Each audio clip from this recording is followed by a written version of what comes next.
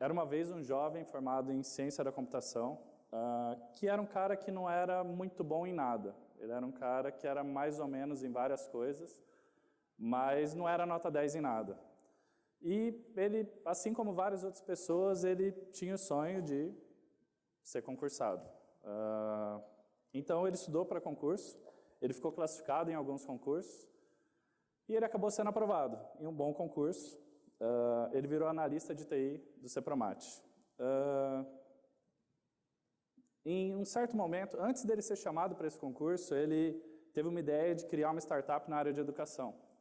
E ao longo de 3 anos ele tocou as duas coisas simultaneamente. Então, horário comercial, trabalhando no governo, e fora do horário comercial, no horário de almoço, de noite, feriado, ele estava tocando essa ideia dele. E a ideia dele começou a dar certo. E ele começou a se desmotivar um pouquinho em ser servidor público. E em certo momento ele falou, eu vou largar de ser servidor público e vou tocar a minha empresa. Todo mundo falava, você está louco, rapaz? Como assim? E, na verdade, até a hora que eu trouxe para casa, minha mãe quase infartou. Mas, pois é, ela sobreviveu. Na verdade, o meu nome é Carlos Pirovani Neto, segundo neto com 2 T's, e eu sou esse cara da história. Eu vivi os dois lados, então acho que eu posso falar um pouquinho sobre isso. Na verdade, hoje eu não estou aqui para julgar quem estuda para concurso, até porque eu fiz isso, e foi bom enquanto durou e tudo mais, mas o porquê é tão mais interessante você empreender. Alguém aqui que esteja vendo esse vídeo, ou aqui no palco, na plateia, não tem um familiar ou um conhecido que está estudando ou que é concursado público? Eu acho que todo mundo deve ter, né? Mas por que isso? Porque nós somos ensinados que uma carreira de sucesso é uma carreira que te dê segurança financeira. E o concurso público te faz isso. Tem aquela frase lá do Confúcio que fala que escolha um trabalho que você ame, que você não vai trabalhar nem um dia na sua vida. É meio clichê, mas algumas pessoas conseguem isso, mas a grande maioria não. Se você parar para pensar, eu estava analisando uns dados e 162 mil vagas vão estar abertas nesse ano de 2018 para concurso. E o salário ele pode passar de R$20 mil. Então, assim, acaba sendo interessante. Com essa quantidade de vagas e com esses salários, eu acho que quase que eu volto a estudar para concurso. Brincadeira, mas é bem interessante. Afinal, quantas pessoas vocês conhecem que têm menos de 30 anos, talvez, ou 25 anos, que ganham menos do que 5, 7 ou 10 mil reais? Poucas pessoas eu conheço. Mas vamos analisar isso. Para que alguém estuda para concurso público? Basicamente tem 2 fatores chaves e um agregado ali. Primeiro motivo é bons salários. Isso é ótimo, a gente acabou de falar de valores ali, isso é muito interessante. O segundo motivo é a questão da estabilidade. E é aí que eu paro um pouquinho nisso. A estabilidade ela é algo que faz a pessoa se acomodar. Vamos pegar um exemplo bem prático. Na iniciativa privada, você contrata um funcionário e ele não é um bom funcionário, ele é um cara que não produz tanto, ele falta ou alguma coisa assim. O que você faz com ele? Você demite ele. No funcionalismo público, você tem a tal da estabilidade. Isso quer dizer que, lógico que existem casos que a pessoa sai, mas isso não é via de regra. E um motivo também muito bom é a questão da licença premium e dos feriados emendados, né? Quem que não gosta disso? Mas aí você pensa essa questão dos feriados e tudo mais, que você... Imagina que você está na sua casa, você vai fazer qualquer coisa e é muito diferente uma coisa da outra, muito diferente mesmo, entendeu? Então, o que leva alguém a fazer um concurso? Imagina, o que para você gera valor? Você trabalhar por um bom salário e a estabilidade ou por um propósito? O que faz você sair e acordar, entendeu? Eu conheço muitas pessoas, quando eu fiz o concurso, passou muita gente, era um concurso na área de TI, e eu conhecia muitas pessoas que, várias pessoas hoje quando fazem concurso público, eles direcionam seus esforços para passar, e geralmente os caras muito inteligentes passam. O resultado são que profissionais muito qualificados, passam e chegam num aparelhamento que ele é engessado, ele chega com todo o gás, ele chega com várias ideias, mas chega lá, ele é podado. E ao longo do tempo ele vai perdendo aquela vontade, aquele tesão, ele vai se acomodando, entendeu? Eu não sou um desses caras fora de série, igual eu estava falando, mas só que eu vi vários colegas que eram recém-formados, que vieram da iniciativa privada e que tentaram implementar coisas novas. Eles trouxeram ideias novas, eles tentaram mudar processos, tudo isso com a finalidade de conseguir entregar um valor maior, conseguir ser diferente, conseguir inovar e tudo mais. Mas o que acontece é que eles não conseguiram, eles foram podados ali. E aí o que acontece é que você vai perdendo e aí você vai se tornando um funcionário comum com a cara de funcionalismo público. Não é uma crítica, tá? Lógico que existem diversos outros profissionais que são diferenciados e que trabalham pra caramba e tudo mais. E foi isso que me fez perder um pouco a vontade e me pedir para sair. Lógico que isso estava atrelado à minha empresa começar a ter um certo destaque e tudo mais. Então, com isso, eu consegui focar 100% e ficar full time na minha empresa. Mas, afinal, o que é ser empreendedor? Eu encontrei uma frase no site do Sebrae que fala que empreendedores são pessoas dedicadas, corajosas, capazes de correr riscos calculados, focadas, persistentes, que estão sempre identificando oportunidades e agindo. Aí você me fala, tá, isso é uma definição geral, mas, Carlos, eu não tenho todas essas características. Beleza, eu também não. Provavelmente eu não tenho metade disso. Mas eu tentei, e eu estou conseguindo. Então, você não precisa ter todas essas características, basta você tentar, você querer. Quem aqui nunca teve uma ideia e tentou levar isso? Falar, pô, eu vou conseguir mudar o mundo, eu vou conseguir ganhar dinheiro, que seja. E eu vejo também muita gente comentar, quando a gente fala de empreender, mas eu sou empreendedor desde pequeno, eu, com 12 anos de idade, eu já empreendia, eu nasci empreendedor, tipo, ótimo para eles. Eu não nasci empreendedor.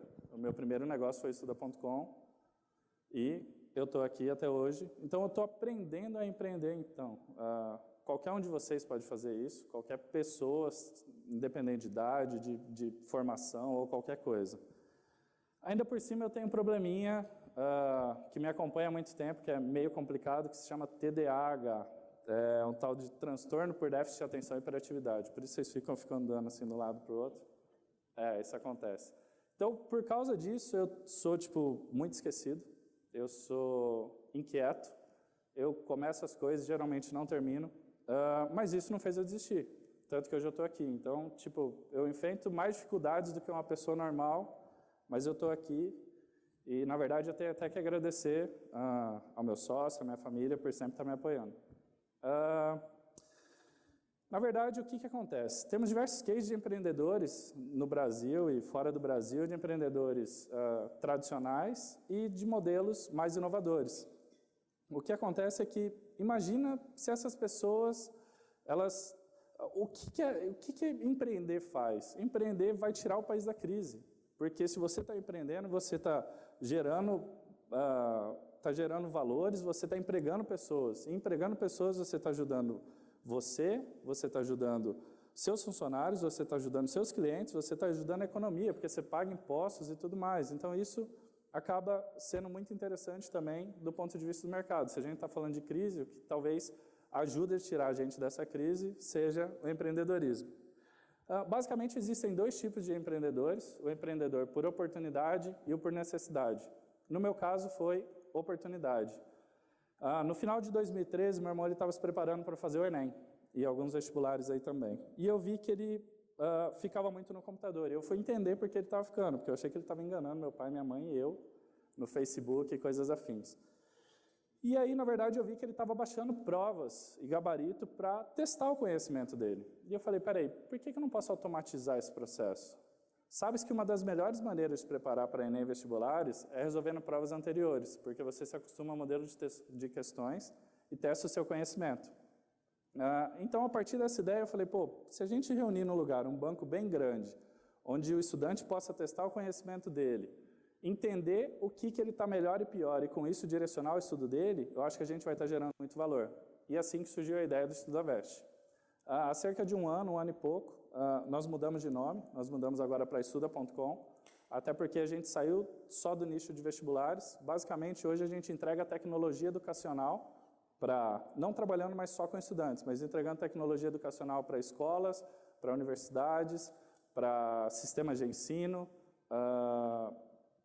não só no que, na verdade, entregando toda a parte de gestão de avaliação, seja ela impressa ou online, e toda a parte de gestão de desempenho. Então, a gente basicamente entrega um raio-x dos seus alunos, das suas turmas, das suas séries.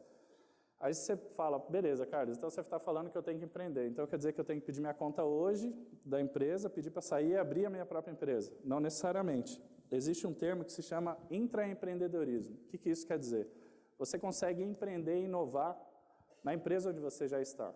Então isso é algo muito bem quisto. Imagina que você dá uma ideia ou vem com alguma coisa que gere mais lucro ou diminua os gastos dessa empresa. Gera uma economia. Isso é muito bem visto. Quer dizer que você pode ser promovido, quem sabe, todo mundo quer ter um profissional desse do seu lado. Ele não está pensando só em fazer o que você mandou ele fazer, ele está pensando em muito mais. Então você pode ser promovido, você pode vir a virar sócio da empresa, por que não?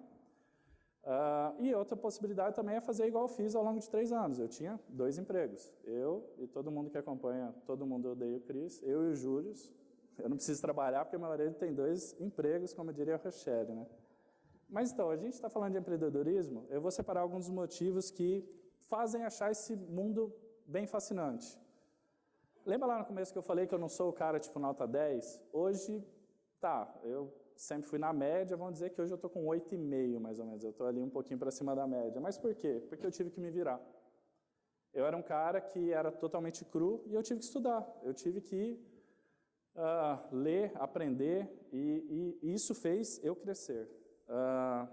Quando eu comecei com a empresa, eu e meu sócio na época, que ainda é meu sócio, nós éramos formados em ciência da computação. Então, basicamente, eram 2 pessoas que estavam no mercado de trabalho e tudo mais, mas nós não éramos tão qualificados. Então, eu lembro até, no final de 2013, teve um evento em Campo Grande, que se chamava Pitch Digital Edição Pantanal.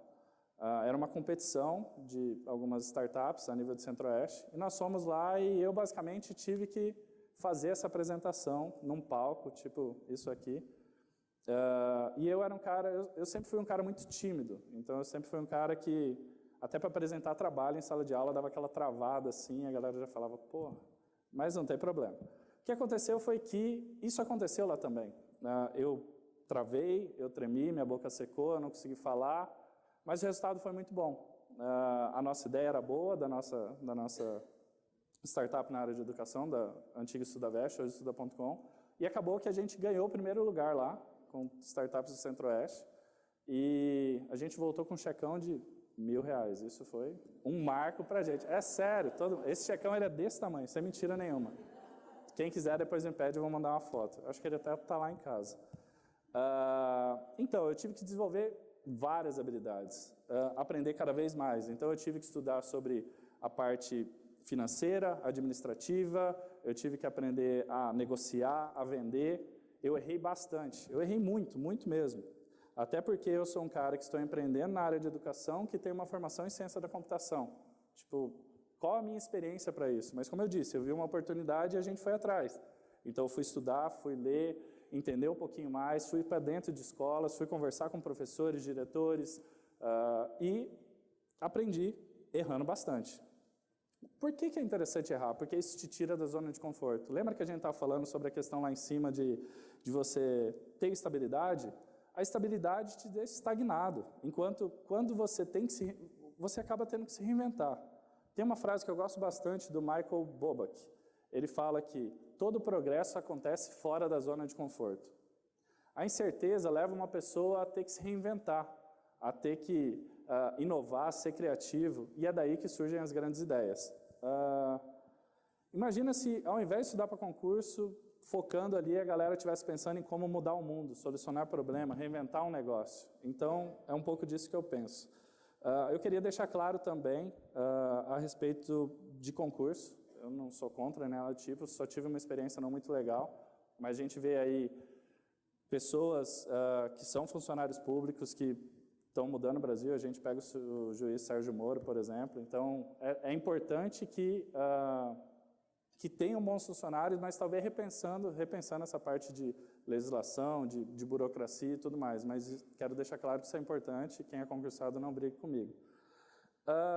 Quando me chamaram para palestrar no TEDx, eu fiquei muito feliz, lógico, mas eu fiquei meio perplexo. Porque eu falei, cara, eu sou um cara ali na média, assim, né? Eu sou um cara, tá certo, Estuda.com, hoje nós somos um case aqui do estado bem interessante, pensando em startup, mas eu sou um cara mais ou menos. Mas depois eu parei para pensar e acho que o meu caso é bem interessante. Por quê? Porque eu sou o que qualquer um pode ser. Eu não sou um cara gênio, eu não sou um cara super inteligente, eu não tenho, vamos pensar em boletim, eu não tenho 10 em nada, como eu disse. Vamos colocar um 8,5 de média, tenho um 9,5, um 9, um 7, um 6. Mas isso é interessante porque eu posso ser o Pedro, a Maria, o Zé, o João, o cara que tem pós-graduação, como o cara que nem terminou o ensino básico, o cara que tem 50 anos e falou, eu tive uma ideia, eu vou fazer alguma coisa, ou o menino que com 12 anos está falando que tem uma ideia. Eu posso garantir que hoje a minha vida ela é muito mais corrida, mas eu me sinto muito mais feliz. Eu trabalho hoje com algo que eu gosto, eu consegui montar, estruturar uma empresa e recentemente a gente atingiu a marca de ter impactado mais de 1 milhão de estudantes a nível Brasil. Então a gente está falando de uma empresa de educação de Cuiabá, Mato Grosso, fora de um grande centro, de um eixo. Até pouco tempo a gente não tinha recebido nenhum tipo de investimento, então foi tudo ali na raça mesmo, entendeu? Então, saber que eu estou ajudando a melhorar a educação no Brasil me faz acordar todos os dias. Mentira, é o despertador. Eu perdi um pouco o time, mas essa era para ser boa. Mas, na verdade, a pergunta que eu faço, mas e vocês? Qual o propósito e a motivação que tem feito vocês saírem da cama todos os dias? Reflitam. Obrigado.